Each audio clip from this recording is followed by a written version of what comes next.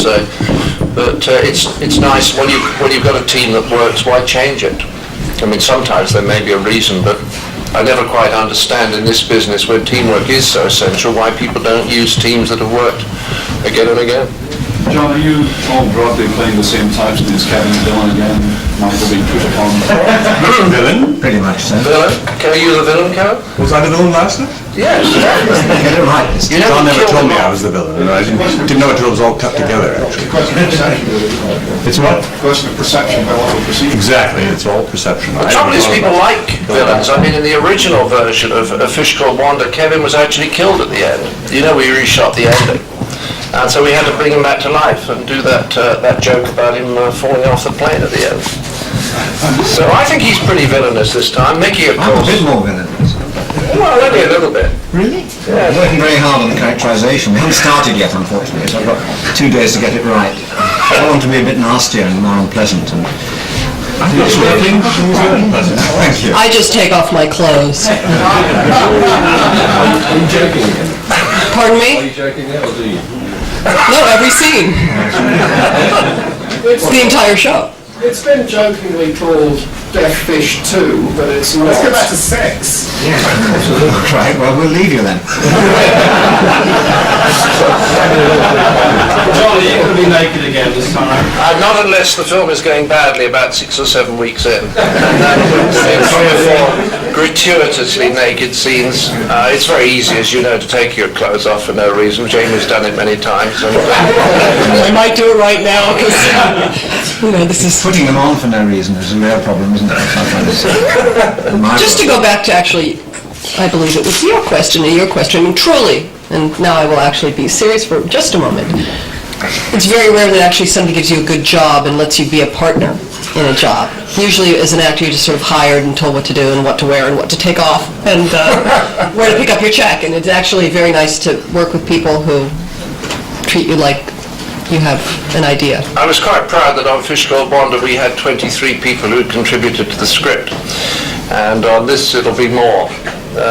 If you have this kind of way of working with people, it's just amazing what they can actually give you in terms of not just their own character, but in terms of everyone else's character. And during the 3-week rehearsal process, the script has just got richer and richer. But For Wanda, you described the script there as brutal, lustful and sadistic. How would you describe the script? well, this is a kind of a very prolonged, it's going to be about 3.5 hours, unfortunately. We have tried to cut it, but about 3.5 hours, and it's really an ecological melodrama. As you know, it's basically set in Finland, and it's about whether or not a small copse of fir trees, which is in effect... Jamie had an earlier draft to read. Whether a particular elk, which can only breed this particular copse, is going to survive or not. At least that's the bad movie I'm making. Kevin, Talking of the movie you're making, I mean, was there ever a temptation to do a sequel or a prequel to Wanda, or did you want to get away completely for this? I think it was a temptation. I did have 1 or 2 scenes set in Rio de Janeiro, which was an advantage to start with Kevin turning up. You know, Jamie and me living in some mansion in Rio with our money, and Kevin turning up and putting a shark in our swimming pool, which then resolutely refused to bite us to his fury. But that was the only scene I ever came up with. And actually the thing about sequels is that they're basically dull. I mean, I challenged people to come up with a sequel that was better than the original. And apart from Godfather, which a lot of people vote for, and there's one other people French suggest. Connection, some people. Yes, that's right. That's right. And I think there's a third. Home Alone. Yeah. I certainly didn't want to play Ken Palin again, that's true. Now, well, last time I wrote a stuttering part for Michael, as you know, because in fact in real life he does talk a very great deal. And in fact he talked so much at one point that he'd actually damaged his mouth and had to go to a special clinic in Bath for restorative surgery. But now that he's back to his best again, I've given him a part this time in which he just plays himself. That is to say, he does nothing but talk, right, Michael? As I'm doing. Exactly. It's all off camera, unfortunately. Can you tell us the characters that you play in the movie, starting with Miss Curtis? I play Willa Watson, who's a corporate executive, a customer service representative, of the conglomerate that buys the zoo, that comes to the zoo. Actually, what you don't know, James... I'm American. We got a letter. You will are something other than Watson, because Ooh, we there discovered... really is one? Maybe, can I be a Jew, please? Can I be Willa Weinstein? Please, I want to be like my family. Well, we got a list of people you can be who will be... Willa Weinstein. Because there is a Willa Watson in Atlanta, and Universal are anxious, so you can be Willa Weston if you like. I want to So be that's Willa it. Weinstein. All right, Willa Weinstein, fine. Well, we'll go back to Universal. Well, They had to remember check Wanda his names Gershwitz? out. Gershwitz again? No. Weinstein. Weinstein. Anyway, Sorry. we'll figure it out. We'll let you know. And do you get involved in any compromising situations? Does it work? Well, I'm here, babe.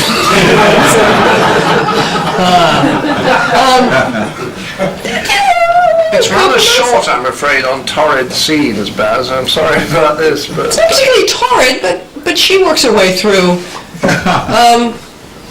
Yes, but it's with an animal, so I really can't get into it. You laugh. Jamie, do you find it any different making movies over there compared to Hollywood? Yeah, you guys break for tea. It's so civilized, and everybody's so nice. Actually, the house I'm renting, the phone company called because the bill was late, and the landlady had already paid it, and so they called and said, "Excuse me, the bill is past due, and we're going to shut the phone off. Is there anyone who can be of service to me?" And I was like, "Well, I'm here." They were so polite. In America, they just shut your phone off. So it's nice here. John, did you specifically want to make a movie in England? Oh, yeah. Yeah, I mean, the thing about movies is that the more you can control certain aspects of them, the safer you are. So I feel much more comfortable working here. And also, I wanted to use as much of the crew as possible. We've got a big overlap from the crew last time. One or two changes. Charlie Crichton, as you know, is not directing this time because, well, he had his 77th birthday during the shooting of Wanda when we were at Oxford, remember?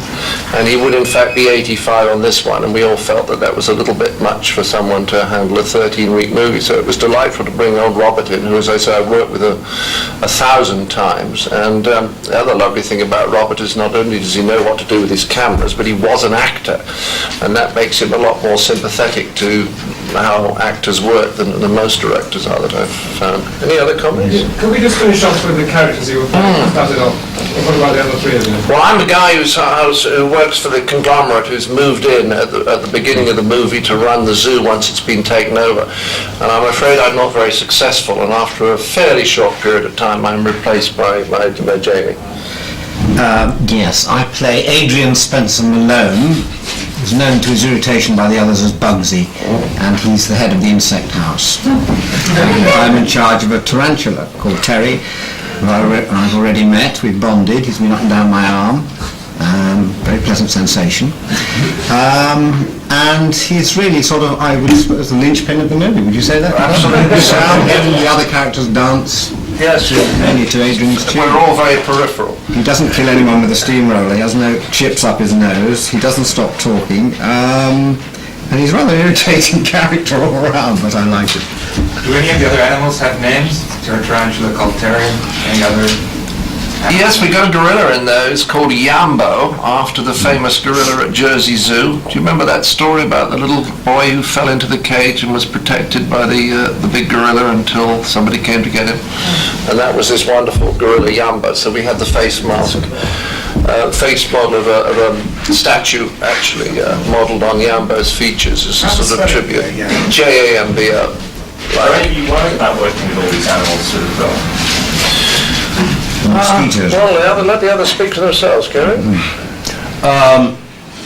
No more than the actors. I mean, if you can get through a scene with John Cleese or Michael Palin and Jamie Curtis, then I don't think there's really any animal in the animal kingdom that can pose a greater threat.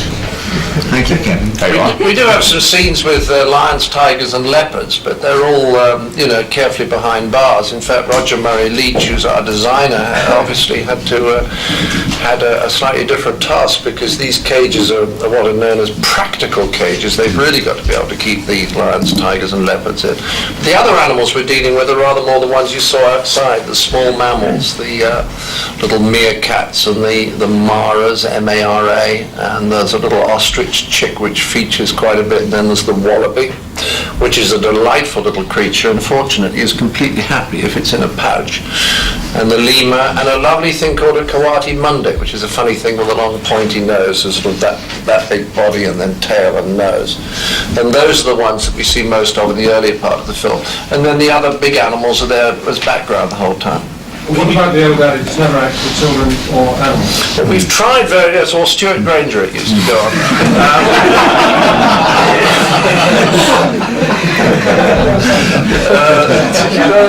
That's very funny. The thing is that they don't have to do an enormous amount. A lot of time they're background, and the ones that are much more foreground, the different actors have been working with them now for several weeks. Robert Lindsay's been with his coati-mundi now for nearly a month.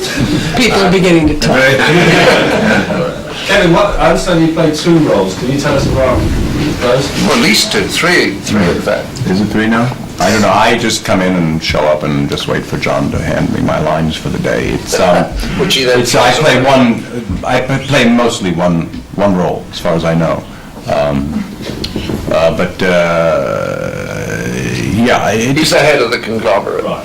yeah, that's it. Yeah. Is he sort of a Murdoch-like figure? No,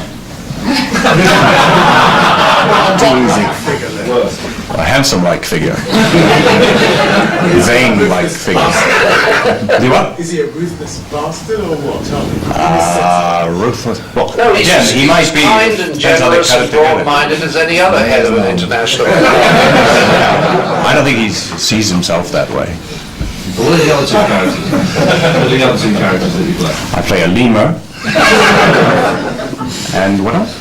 Back legs of a coati-mundi. And the back legs of a coati-mundi. Yes. And your own mother. Now, some of those are meant to be surprises. They certainly will be to me. John, you And they're lesser roles. They're not. They're little things. John, you said at the beginning of a clash of values between the zoo and the new people. Does that imply that there's some sort of serious message in this film? I think there's a tiny message underneath it all, but I hope there aren't any lines of dialogue that won't get a smile. We always felt on Python that we were at our best when we were making a movie that was about something. But I also discovered on Python that the moment that you try to get a message across, it slows the thing down, it changes the tone. So the message, it's not really a message there. I just say there's 1 or 2 thoughts underlying what we're on about. In the same way that Life of Brian had 1 or 2 thoughts. I'll you know? articulate then. How much your thoughts? Well, it's just about what value system you want to base your life on. And the fact that very, very powerful people sometimes have value systems that are not the same as the rest of us. John, you say it's an equal but not a sequel, but you run the same risks nonetheless as a sequel. Do you... Well, I don't know that we do, you see. I think what people find with sequels is that the story usually isn't as original, and the characters aren't as original, because you've seen them before. So what we have here is a new story and new characters, but the advantage of a team that's worked together before. So when we stick up a poster with the 4 of us saying together, together again for the first time, or something like that, I think people will think, well, I like Fish Called Wanderer, I'll give it a crack. If the word goes round that it isn't any good, they won't come, you know. But it wouldn't be judged as a sequel, won't it? I don't think so. I'm not so sure it needs to be. I mean, it isn't a sequel, so I don't know why it would be Yeah, I think judged as one. it's so different a film that I think it'll be judged on its own merits. I mean, when people see it, and it'll be judged as the film that it is, not as relating back to Fish Called Wanda. John, how long did it take you to write the script? Ian says we started 2.5 years ago, which is a bit of a shock, but I would say we've been on it continually now for 18 months. I mean, the reason is very simple. Look, most comedies don't work because the script isn't very good.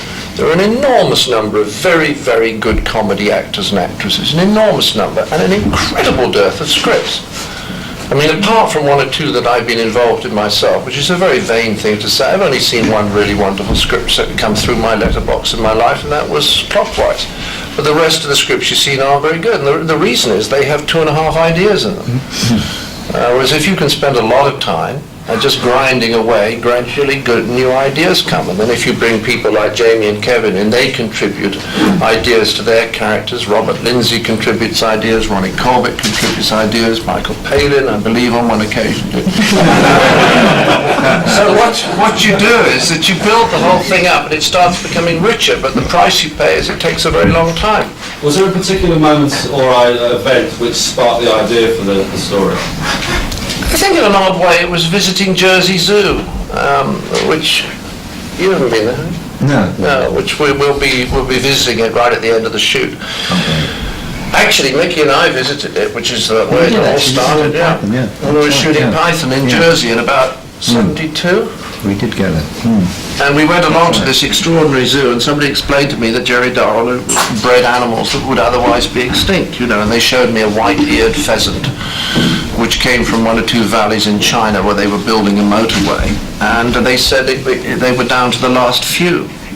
And now they're safe. There are breeding pairs in Frankfurt and San Diego. And I thought to myself, well, when you get to the pearly gates, it's not a bad thing to say, I saved a species, And so I then didn't go to Jersey for years, and I got a letter from them, and I went over and spent a little bit of time there. I was so impressed by the work they were doing, I began to just think, wouldn't it be fun to set a movie in a zoo? And it kind of went on from there. And of course, Jerry Darrell died about 2 or 3 months ago. And I think he's a genuine hero. I don't think there are too many heroes around these days, but I think Jerry was one.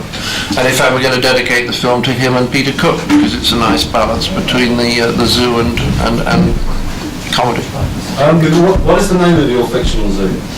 It's called Marwood Zoo, for no other reason that we went through a list of 16 and everybody liked Marwood.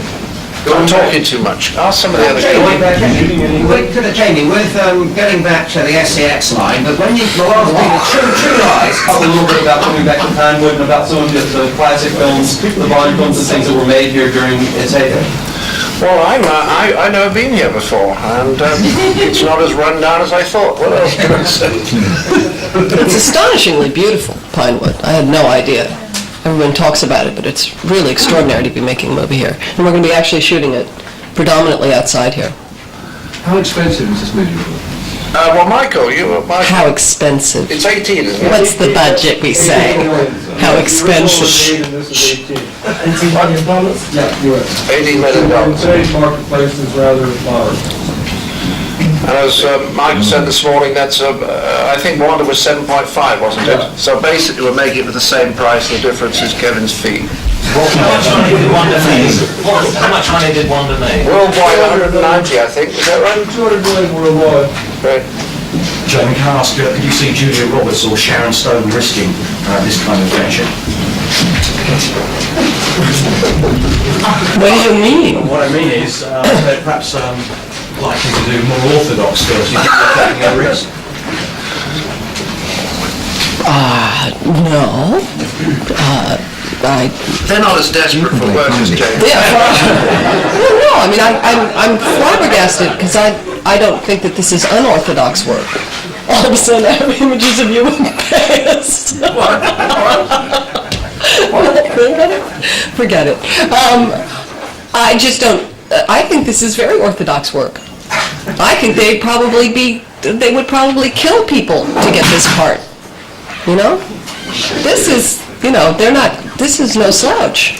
I would think that they would be quite envious There's always of me sitting up here. There's always a slight feeling that comedy isn't quite respectable. There's always a slight feeling, isn't there, that comedy isn't quite as respectable as real drama, and this is reflected in the fact that the major awards are never given to comedy. And I was talking to Jonathan Miller about this once, and he said comedy was good enough for Mozart, and it was good enough for Shakespeare, so it's good enough for me. Jamie, can you tell us a little more about this romantic anomaly? No. Go on. I can't. What pets do you keep? Let's go down that road. What pets do I keep at home? Domestic pets. These are animals. Get out of here. Go away. In case you think this is the Sun, this is the Daily Mail. We just want to know. What kind of pets I have? You don't want to know what kind of pets It's a I have. legit question. I don't have it. Go away. Jamie, in Wonder, I think it was Italian, wasn't it, that turned you on? Well, not Russian, Portuguese. What excites you then in this film, the character? Smells. That's true. Was Peter Cook intended to sort of have a part in the film? I hadn't thought of giving Peter a part of the film, no. In fact, this is not because I don't, there are a number of people who I think are great comedy performers. I mean, I would love to have had something for Jennifer or for Dawn in this, but as it figured out, which is not always predictable when you start the script, you don't know which way it's going, and as it figured out, I really got the key people that I wanted for this movie, but another movie, I might ask for Dawn and Jennifer and...